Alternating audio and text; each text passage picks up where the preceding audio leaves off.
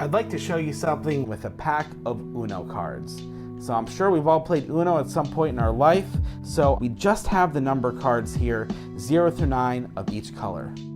So I don't want to influence you, so spread them face down, but I would like you to name any of those 4 colors in the game. Red, yellow, green, or blue. Which one would you like? Blue. Okay, that's going to be your target color, so remember that, and we'll get back to that in a bit. But for now, I'd like you to cut the deck about in half and give those a good riffle shuffle together. All right, and let's do that again. So give those another really good riffle shuffle. Beautiful. So keep in mind, you just mixed up all the colors and all the numbers, so we have no idea the order of any of them. But I did make a prediction. I'm going to place this right here so it's in full view. Now for the first time, I want you to pick up the pack and look through the cards you just mixed and take the first 3 blue cards that you see and place them on the table, because that was your target color, remember. So we go through here and we have a 6, an 8, and we have a 9. Now, I want you to keep in mind, take a look at the pack here that you shuffled. Had you mixed this up any other way, you could have had a 2, a 1, a 0, a 3, a 5 in place of any of those numbers right there. And also, had you said red, you would have ended up with 203. Yellow would have been 047. Green, in this case, would have been 592. So the outcome that we have here was entirely based on your decisions and your actions. So it seems impossible to know that we would end up with a 6, 8, 9 here. But I did make this prediction that's been in full view the whole time. Now, if we take a look and add up the sum of these numbers right here, we have 6 plus 8 is 14, plus 9 gives us 23. And if you take a look right here, I actually wrote 23. Now I know what you're thinking, there's multiple combinations of numbers that could maybe add up to 23, right? So maybe I just got lucky. That's why I was more specific inside the envelope, as if you take a look, I also wrote that you will choose the color blue. And not only that you will arrive at the number 6, 8, 9. They can examine everything here, it's a perfect prediction. You end completely clean. This is Uno. Hey there, I'm David Jonathan and welcome to Uno. This is a really strong prediction effect with Uno cards. And the reason I love this so much is it's so direct. There's no unnecessary procedure. It really looks like the real deal. So how does this all work? Well, you're about to find out. But first, let's take a look at the materials that you'll need to set this up. Then we'll explain the routine, I'll get into a few bonus ideas, and we'll wrap it up from there. So I'm really excited you guys are with me for this, so let's get on with it. This is Uno. These are all the materials that you will need to set up Uno. Goes without saying, but you'll need a pack of Uno cards. Now I will teach an alternate handling for a normal deck of cards, but I strongly recommend getting an Uno pack as that's really what this effect was designed for. Next, you will need 4 pieces of cardstock that are blank on one side. So I'm using my business cards here, but any 4 pieces of cardstock will work. So if you want to use double blank cards, those will work perfectly as well. Then you will need 4 envelopes that will house those 4 cards. Those are going to be your predictions later on, okay? And then you will need some markers. Now you can just write everything out in black ink, but I recommend having the ink of the color match the color that was chosen. So that's why I have yellow, blue, green, and red markers here as well, as aesthetically I just think that looks a lot nicer on the final prediction, but I'll leave that up to you. So once you gather these materials, come back and we'll take a look at how to set this all up. So let's set up the envelopes first. You're going to lay the 4 across the table and you're going to write the following numbers on each. Now, in my case, I like to use black envelopes and with the white background and the number here. That's just personal preference. I just think it looks nice. So if you want to match this, I just bought a black coin envelope. I placed a white circle sticker on top and I drew my number on top of that, okay? But this works just as well if you want to take standard manila envelopes and just write the numbers on the back like so. All right, so I'll leave that preference up to you. Now let's write out our predictions that go inside the envelopes. So take a look at the screen here. You can pause it if you like, and you're gonna draw this out exactly as you see here. These are gonna be your 4 predictions. The multiple outs are going to cover the color, which is a free choice, and then the numbers are going to be forced via a method that I'll get into. So take your time, make sure your predictions look really nice, and once you're done with that, place your red inside the 12 envelope. You're going to place your yellow inside the 14 envelope, and notice the way they're going in. You want to match this exactly as you see. So the green goes in the 16, and finally the blue goes in the 23. So we're dealing with multiple outs as we have the 4 envelopes, and in performance you're going to have to know which envelope to pull out that reveals the correct prediction. Thankfully, this is super easy and almost no memory work because you're going to set these up in R, Y, G, B order. Red, yellow, green, blue. And if you look at R, Y, G, B, it's easy to remember because we're basing this off of Roy G. Biv, right? We all learned that in school to learn the colors of the rainbow, and we're going to use that same order for the 4 colors in play here. So if you take a look at Roy G. Biv, and just look at our relevant colors, the red, yellow, green, blue, you'll see that that is in the same order. So that is how we're going to prepare our envelopes in that order. But in case you ever forget, just sound out Roy G. Biv in your mind or spell it out and you'll get to the correct position. Okay? So with that said, we also have numbers on all our envelopes here. And thankfully, you don't have to know which color is inside, right? Because you don't want to set this up and say, oh, 23, yeah, okay, that's blue. You don't have to do that because once you stack these envelopes up from the smallest number ascending to the greatest number, so 12, 14, 16, 23, these also follow Roy G. Biv or RYGB order. So in 12 we have red, in 14 we have yellow, in 16 we have green, and in 23 we have blue. So R, Y, G, B. So again, you don't have to remember which color is in which envelope, you just set them up in ascending order and it's naturally going to be in R, Y, G, B. Okay? So from there, there's a few ways that you can set this up, and this is all going to come down to personal preference. So if you want, you can have the 4 envelopes stacked in RYGB order in your wallet, and you can start with your wallet on the table. You get to the reel, you just pull out the correct envelope and place your wallet away. You can place them into whatever system feels comfortable to you. My preferred way is that I used my front right pocket.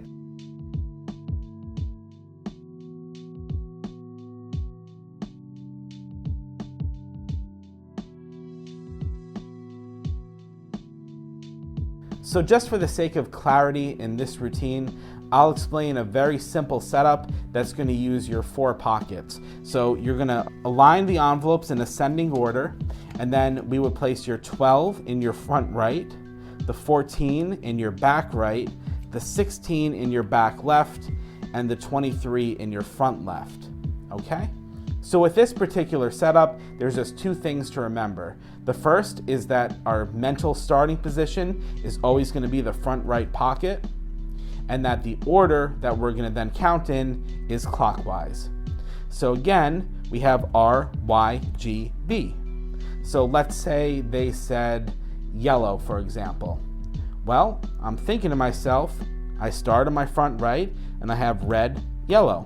So I know that this is yellow. If it's blue, then I just start on my front right and I go R, Y, G, B. So then I know that the correct envelope to reveal is the front left. So that's just a basic idea to get you started. Again, you'll set this up to whatever's preferable for you. The key two takeaways to remember are RYGB order, and then to stack the envelopes from lowest to greatest, so 12, 14, 16, 23, which is going to match RYGB.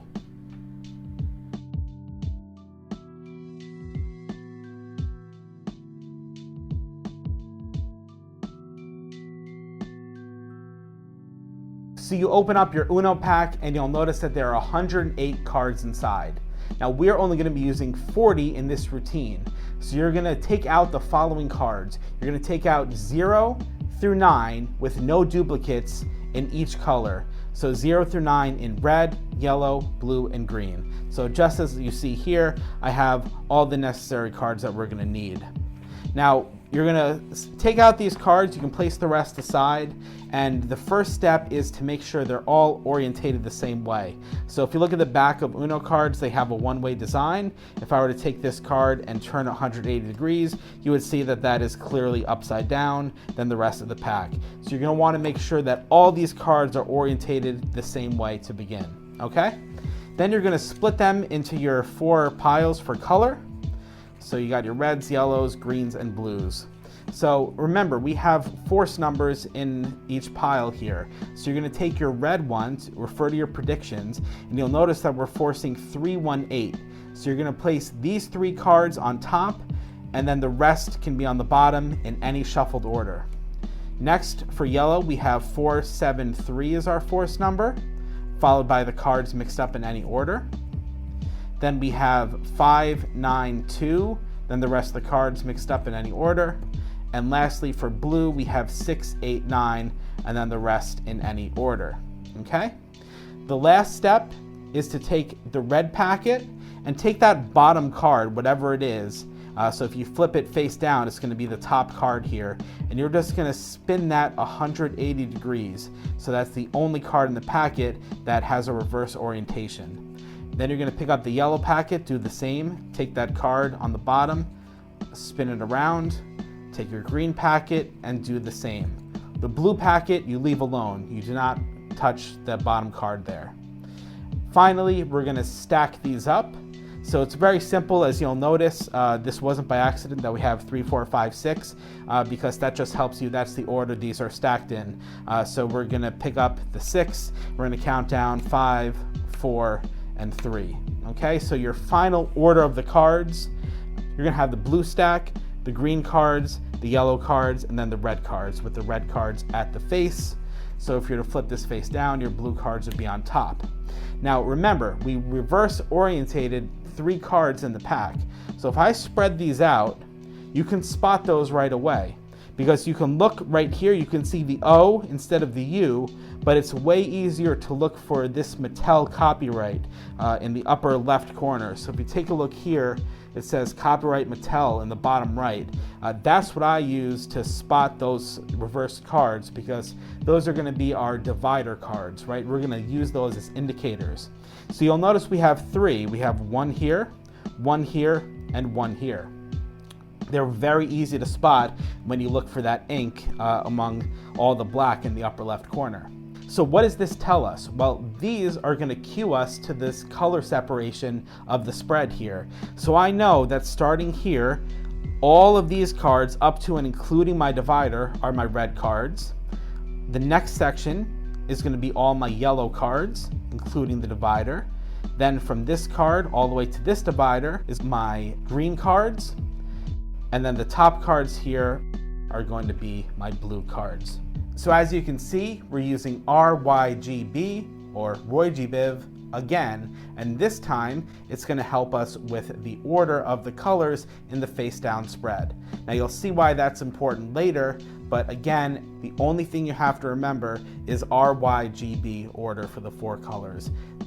So that is the very easy stack of our Uno pack. Now let's take a look at the number force. So we understand that there are multiple outs in play for the 4 colors, but how does this explain forcing the number when the spectator completely shuffles the deck on their own and it's entirely hands-off? Well, this is due to the endless chain principle. So the endless chain principle was published by Charles Jordan in 1919 in 30 Card Mysteries under a section called Tracking the Dovetail Shuffle to Its Lair. Now, I highly recommend checking this out. You can find it online, even though it's from 1919. And it is a great source for this understanding this baffling principle, and there are some really cool applications in there. And Theodore Adamant came out with some effects using this a little later on, but through some recent research, I actually realized that while Charles Jourdan gets credited for this effect, it actually predates him by 6 years, as in 1913, C.O. Williams published this in Stanion's Magic magazine.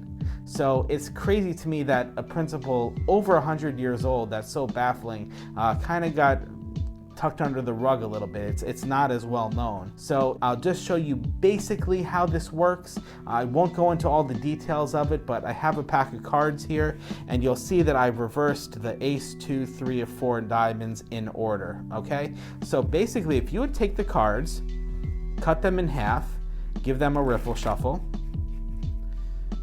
cut them in half again, give them another riffle shuffle, you would expect the order of those cards to be chaotic, but take a look. If I spread these out here, you will see that the ace, 2, 3, and 4 remain in their numerical order despite 2 genuine riffle shuffles.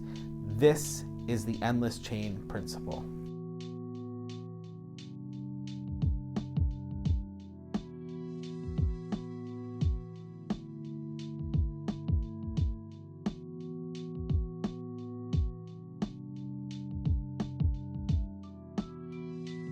So your multiple outs are set up, your Uno cards are stacked, and you're ready to perform the effect. So you casually introduce the pack and just spread it across just to show that we have blue, green, yellow, and red cards, and we just have the number cards here, 0 through 9 of each. You then pick up the pack and respread it as you casually say, so we only have about 40 cards here. I took out all the wild and action cards, so we just have the numbers. And when you respread it here, it's important that 2 things happen. One, you want to make sure that you spread this with Uno facing you so that you can read Uno. Because if it's upside down and you spread it, it's just harder to find your dividers with all the extra Mattel copyright ink here. So if it's facing you so you can read Uno and you spread, you're just looking for those 3 bits of ink, and it's just much easier for you to spot. So you want to make sure that you spread this with the top Uno facing you so you can read it, it's not upside down. And then second, once you spread it across, you just want to make sure that those 3 dividers are visible, right? So if one card is covering it, just, pat along here just to make sure that you can see all 3 of them. From here, you're going to ask them to name any of the colors in the game. So red, green, blue, or yellow. Now, whatever color they name, you're going to have to cut to the top of the pack as you grab up the cards. Now, if they say blue, you don't have to do anything because our blue cards are already on top here. But if they say red, yellow, or green, you're going to have to cut that appropriate portion or that stack of those cards to the top of the pack. But it's very easy thanks to our divider cards here. So let's say they said green. So how do I know which one is green? Well, again, we're going to go back to Roy G. Biv. So again, that's RYGB is the order of the cards here. So these are my red cards, these are my yellow cards, these are my green cards, and these are my blue cards. So if they said green, I know that I have to cut this divider to the top. RYGB, RYG is right there. So as I go to scoop these cards up, I'm just casually going to cut them as I square everything up. And what that does is it brings all of my green cards to the top of the pack. Okay? So let's try that again with a different color. So let's say they went for yellow. So RYGB, I know that yellow is going to be my second divider. 1, 2. So I have to cut this card to the top of the deck. So I just scoop everything up and just cut it as I gather up the cards, thus bringing all my yellow cards to the top, okay? And there is another way you can handle this as well. So let's say they went for red this time. So I know that's gonna be my first divider. So as I go to gather these up, my thumb is just gonna contact that red card and down jog it slightly. Then when I gather everything up here, I'm gonna put pressure with my thumb on that card, pushing down, and that allows a separation for me to get a break as I scoop this all up right above all my red cards. Okay, so the divider card, I have a break above that. And then I just casually ask them, no matter what color was named. So I say, so red, so that was your favorite color? Oh, perfect, okay. And in that action, I cut all my red cards to the top. So basically, all you're doing is just splitting the pack as you ask the question. And you just ask them, oh, red, is that your favorite color? Oh, perfect, great, let's continue. And just like that, your red cards are on top. But let's say in this example, they said green. So we would have cut all of our green cards to the top here, okay? So you place the cards back on the table, and now you're gonna have your spectator shuffle the cards. Now, it's important that your spectator knows how to do a riffle shuffle in order for this principle to work.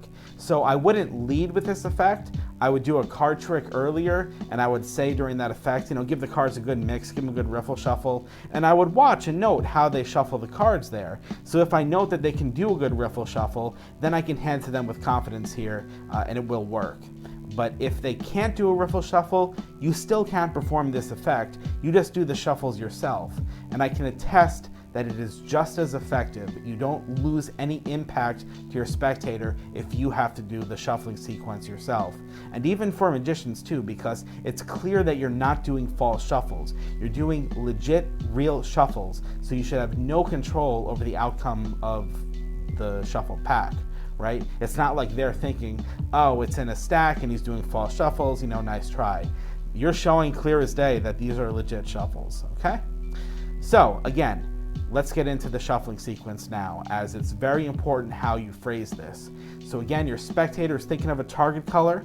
Let's say they went with green as in our example, and then you place the pack in front of them, and now you don't mention anything about shuffling yet. Your first instruction is gonna be, take the cards and cut them about as close to in half as you can. So your spectator is going to pick up the cards and cut them close to it in half. Now, it's important that they do cut the cards relatively close to the center for this to work. It doesn't have to be dead on, but it has to be within that range. So for example, if they cut off a few cards like this, that's not going to work for our principle. If they cut off too many cards like this, that's not going to work. So you just say, do me a favor, cut the packet in half in about as close to the center as you can. So they do this. Now you want to make sure that they don't try to make any adjustments, take a few extra cards and put them on top to try to, eye it out and level it. It doesn't have to be exact. So if, for example, they put too few cards on, you can just jump back in and say, oh, no, it's got to be a really good shuffle, so cut them about in half, try a little harder, and then they do it in half here, all right? Now that they have the cards separated here, you're gonna say, give them a good riffle shuffle.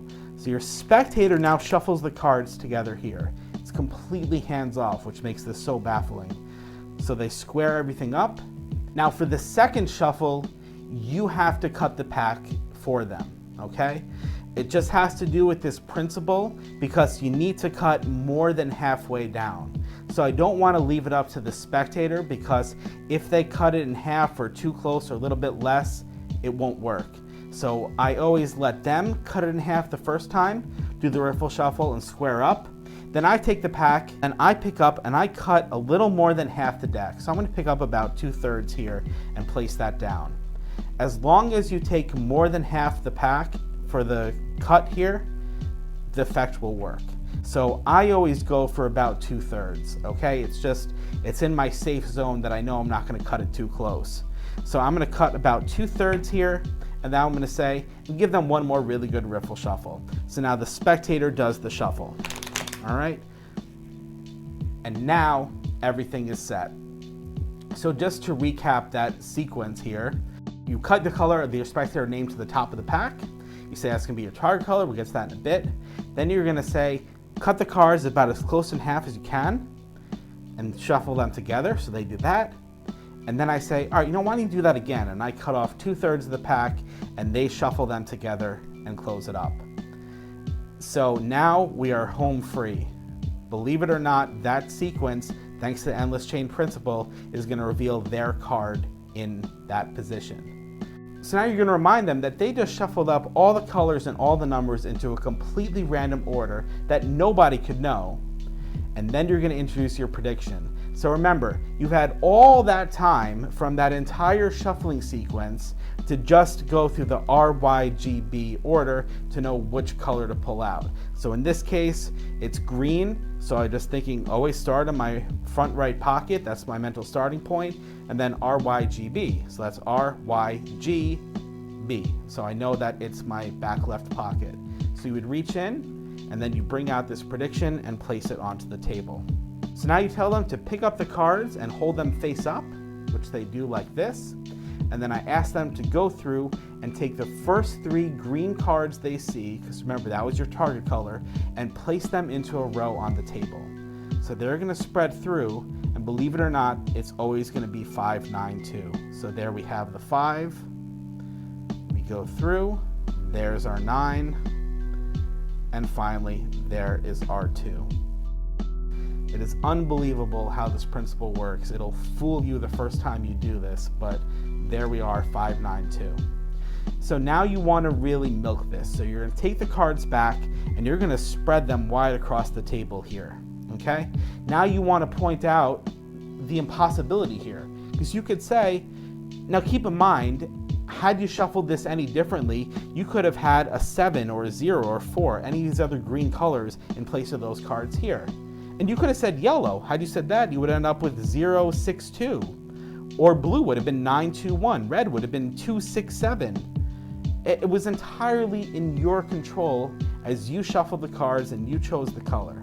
It seems impossible, but again, that prediction has been in full view the whole time. So you scoop up the cards. So you say, let's take a look at the sum of these numbers. So we have 5 plus 9 is 14 plus 2 is 16. And you slowly take your prediction and you're going to turn it over to show you predicted 16. Now let that sink in. That's going to get a strong reaction because it really does seem impossible that you could predict this. But then you want to poke a hole at this, right? So you could say, now 16 is impressive, but maybe I got lucky because there's multiple combinations of numbers that could have arrived at 16. So if this 5 was a 4 and the 2 was a 3, then 4, 9, 3 still gets you 16, right? But that's why I was a little more specific inside the envelope. Then you take this up, open it up, and just slowly pull out and reveal you will choose the color green. You let that sink in because that's going to get another strong reaction here. And notice how I'm pulling this out. Remember when we set up our prediction, we leave this space in here so you're not getting too far ahead. You get this nice reveal here with this clean text of the you will choose the color green. Then you say, but I didn't stop there because I was certain that you would deal out 5, 9, 2. And then you can hand this out to them if you like. Again, show the rest of the envelope is empty. I like to place this down here and everything is examinable. You end completely clean because they don't know that there's other outs in your pockets, and the prediction was revealed so early on in the routine that they're not paying attention to which pocket you pulled it out from or any of that, right? So everything on the table here is completely examinable, and it is such a baffling routine for a perfect prediction. So that is the main handling for Uno. I hope you love it as much as I do. And now let's take a look at a variation as well as some extra ideas that are really, really cool. So let's get into it.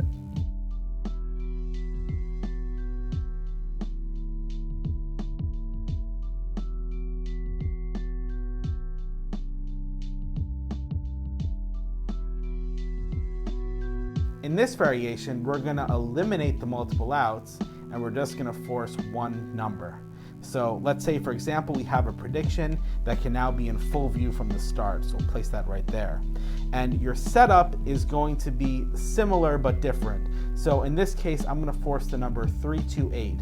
So if you look here, all my force numbers here, my 3 digits, are going to be 328 at the start of each packet here, okay? The rest of the setup is identical. It's just instead of the different numbers and for the different colors, they're all just going to be 328.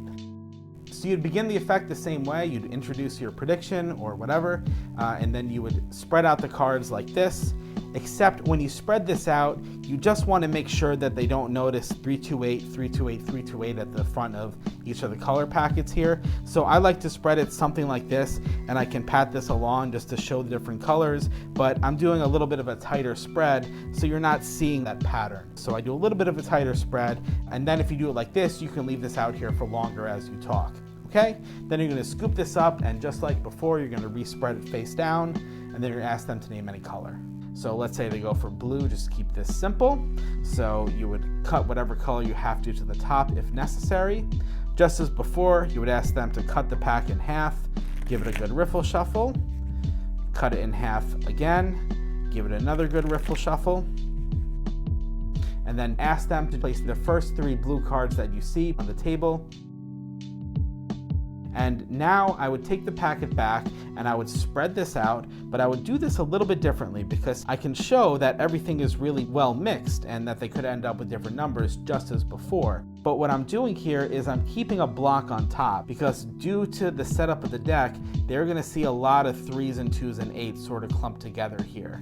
All right, so while it may be noticeable if you respread now after those cards are out there, your spectator is not going to notice it because I didn't instruct them to look at the numbers. All I said was pick up the packets, find the first 3 blue cards you see, and place them to the table. So they're not registering the numbers at this point, they're just looking for the colors, okay?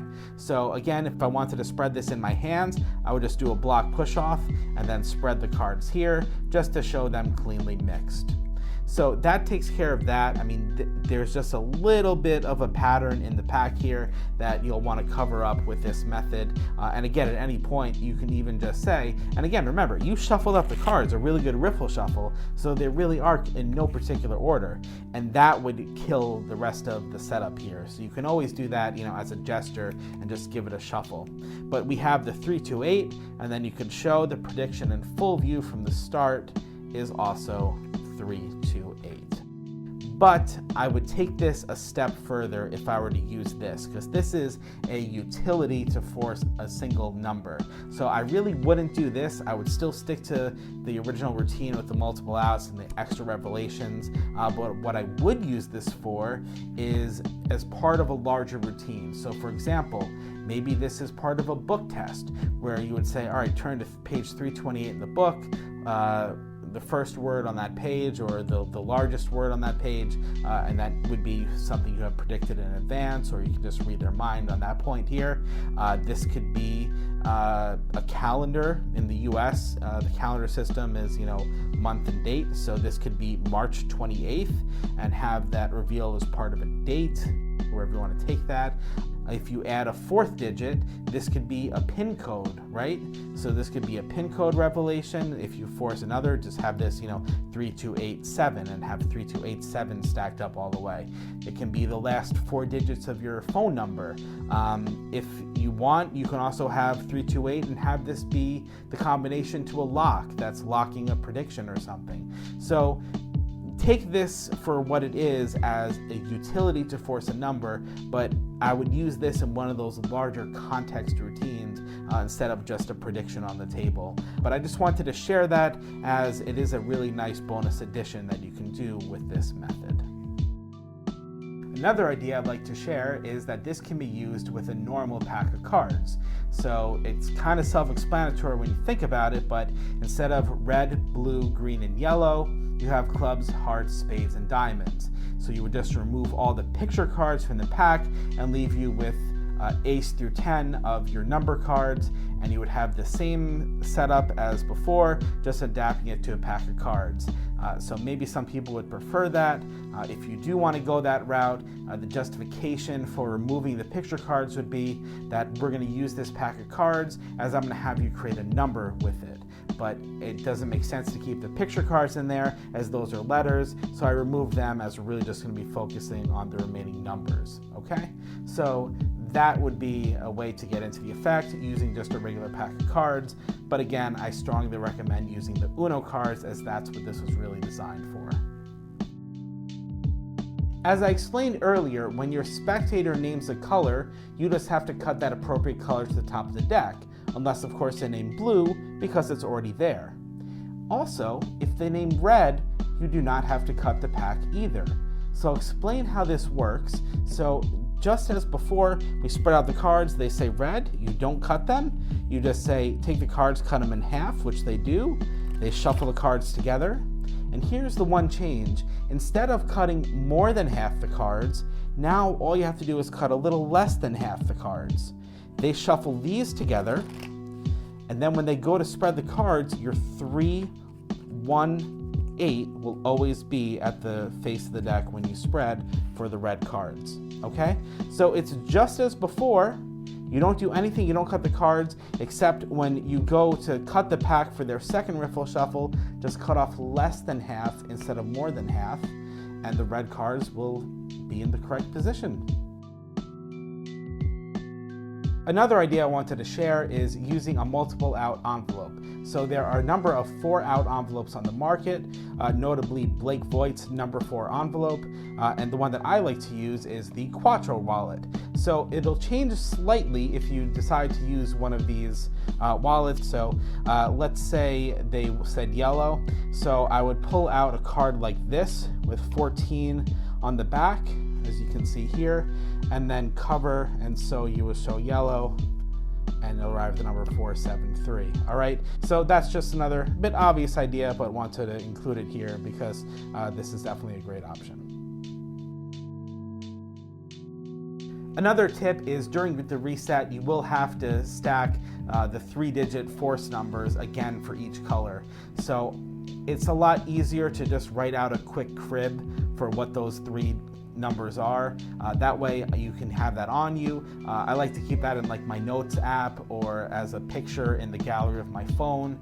It just makes that setup a lot quicker because you don't want to go opening up each envelope to check the numbers again each time. It just a lot of wasted time and wear on your envelopes. So I will say that you will start to commit these numbers to memory.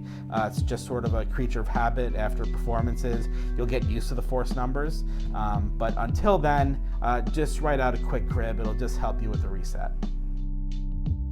One other thing I'd like to mention is that Uno cards, unfortunately, are not as good quality the way they're produced as, say a standard pack of cards. But the good thing is you get 108 cards in your package, and every card has a duplicate. So if your blue 8 got a little dinged up or something, that's no big deal. You can just take your duplicate blue 8 and replace it into your pack, so you're good to go. And again, you can always buy a new pack of these for, like I said, $5 or $6, so it shouldn't be too much of a concern. Another very important tip that I learned as I created this effect was that the card stock on Uno cards has actually changed over the past couple years. So some of the slightly older cards have a glossier finish so that when you go to spread them out to look for your indicators here, they spread nice and smooth. The more recent ones I found are quite clumpy and don't spread as well. So that would be kind of a problem when you're looking for your indicators here. So the solution is very simple. If you have one of these decks, you're going to take some talc or baby powder, and just like you would with fanning powder, you can use that as well, just place that into a plastic bag, place the Uno cards in, shake them all around, and then wipe some of the powder off when you're done, and those cards will now glide pretty well across a spread. So this brings us to the end of Uno. I really hope you like this effect. I love it personally. I like that it's a change from cards. Everyone relates to the Uno cards. We've all played it at some point in our lives, and it's just so direct. I mean, if you think about it, this is how it would look if you were doing this for real. There's no unnecessary procedure, and they really are shuffling the cards. It's hands off, so it's completely baffling. So I hope you like this and you get some good usage out of it. And if you do, just the one favor I would ask is, if you can, take 2 seconds out of your day and please just post about it on any of the Facebook Magic groups, or leave a review on the Magic Cafe or whatever site you purchase this from. That just helps spread good magic around. I mean, obviously it benefits me, but it benefits everyone else as well, because there is so much magic being released these days that the only way that you're going to know what's good is through word of mouth. So by keeping that going, it helps good effects spread to the top. So again, that'd be very much appreciated by myself and the rest of our community. But again, my name is David Jonathan. I really thank you so much for supporting my work, and I look forward to seeing you guys on the next project. Take care.